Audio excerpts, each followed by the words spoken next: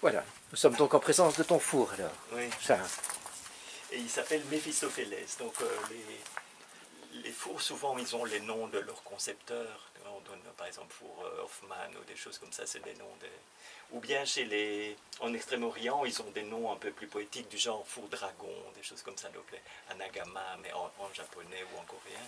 donc celui-ci a quelque chose de diabolique. Et Mephistopheles, oui, parce qu'en fait, la personne qui m'a appris le métier, mon maître, entre guillemets, il a travaillé au Nigeria des années, il a construit énormément de fours, et à sa suite, j'en ai construit beaucoup aussi.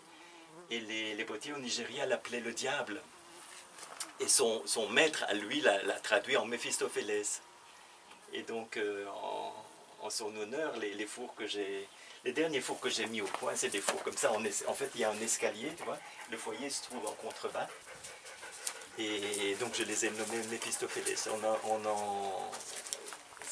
On en a construit plusieurs. En France, à la Borne, on en a construit comme ça. Et le nom est passé en nom propre.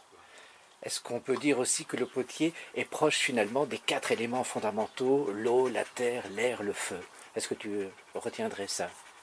Oui, en tout cas, moi personnellement, certainement, parce que avec la chance que j'ai eue de travailler au Rwanda, avec des potiers traditionnels, à partir de rien du tout, j'ai tout expérimenté à partir des éléments je veux dire, il n'y avait rien de préfabriqué. Je n'ai jamais été chercher de l'argile dans un magasin au Rwanda. Il n'y avait pas de magasin. Il n'y avait pas de briques réfractaires. Il n'y avait rien, quoi. Donc, tout a été travaillé à partir des éléments de la nature. Et donc, c'est vrai que pour moi, c'est l'essentiel, quoi. La relation avec les éléments, quoi. Et c'est eux qui te donnent la direction du travail. Hein. Pour moi, c'est clair, quoi. Et tous les bois ne donnent pas la même chaleur. Il faut aussi pouvoir gérer ça, non? Oui, mais tous les bois font feu. Hein. Mais ils le font différemment. Feu de tout bois. Oui. Ils le font différemment. Et ce four-là est extrêmement écologique, entre guillemets. On en revient un peu des fours à bois qui consomment beaucoup de combustible, il y a beaucoup de chaleur qui est perdue, etc.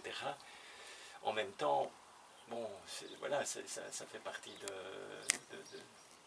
du métier. Mais ici, c'est un four qui va très très vite. Il cuit en l'espace de 8 heures, il est à 1300 degrés. Il consomme 1/3 de mètre cube de bois, donc c'est vraiment pas grand chose. Il n'est pas très grand. Donc c'est un four fort économique, quoi. Et au Rwanda, les essences utilisées, alors c'était quoi? C'était de l'eucalyptus, toujours de l'eucalyptus. Ouais. Voilà. Ouais. Mais ça se travaille. Ici, par exemple, un bois est utilisable après, il faut que tu le coupes 2 ans avant, que tu le fendes, etc., pour qu'il sèche bien. Au Rwanda, un eucalyptus fendu, en 6 mois, il était utilisable. Parce qu'il y a beaucoup d'air et de la chaleur. Et donc, on utilisait son potentiel comme ça au bout de 6 mois. Mais c'était des fours en escalier à plusieurs chambres. Donc, c'est un pays de collines, le Rwanda. Et donc, sur les collines, je créais des escaliers. Et puis, les chambres se superposaient les unes aux autres.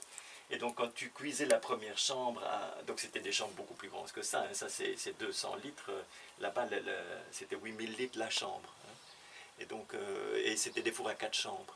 Donc, quand tu cuis en 13 heures, tu arrives à la température maximum de cuisson dans la première chambre. Et dans la deuxième chambre, tu es déjà à 900 degrés avec les gaz qui préchauffent. Quoi. Et donc la deuxième chambre, il y avait un foyer intermédiaire. Tu utilisais l'air qui se préchauffait en refroidissant la première chambre. En 3 heures, tu étais à la température maximum dans la deuxième chambre. 3 heures pour la troisième, 3 heures pour la quatrième.